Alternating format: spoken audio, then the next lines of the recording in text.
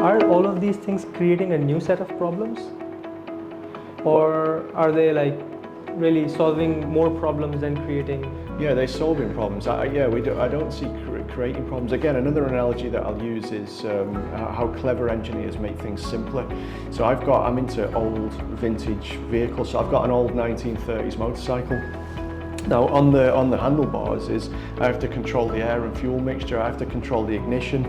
Wow. So as I go faster I have to speed the ignition up manually. It doesn't do it, it's not electronic, so it doesn't do it automatically. So as I'm driving and I'm changing gear and I'm using the throttle and I'm doing all these different things, and you really had to be very technically minded back in those days to drive a car or ride a motorcycle.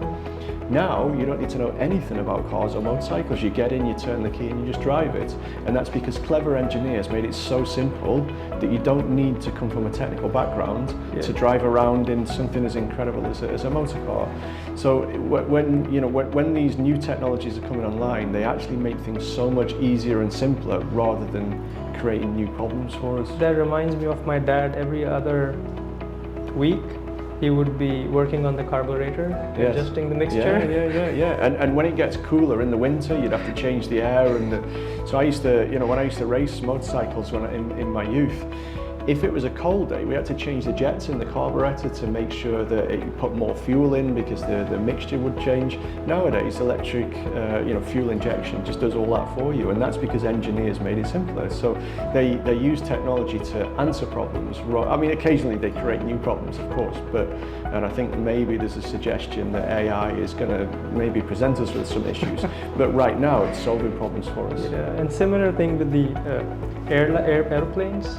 The autopilot does most of the job. It does. And multiple autopilots, so they have fail safes and all that kind of stuff. Because earlier there used to be an aeronautical engineer on board in all flights. Well, even on, go back before, go on to steam trains. The guy that operated the steam train was called the engineer. The engineer would drive it because you needed to pull levers and spin wheels and all that just to do, a layperson couldn't get in that and drive it. They would blow themselves up. Yeah, the engineer's job has gotten much cleaner now, They're working with sensors and air-conditioned rooms. Yeah, there's still some good old-fashioned stuff going on though, so it still does involve, it's the same principles. I was talking to somebody yesterday about Ohm's law, which has been around for a long time, but it's still a fundamental principle of electrical engineering.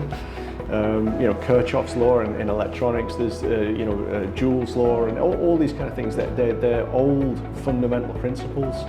If you studied electrical engineering in the 1960s, the fundamentals haven't changed going forward into 2023. But as new technology comes along, it makes things faster, more adaptable, and that kind of stuff. Yeah, and allows us to focus elsewhere rather than the simpler.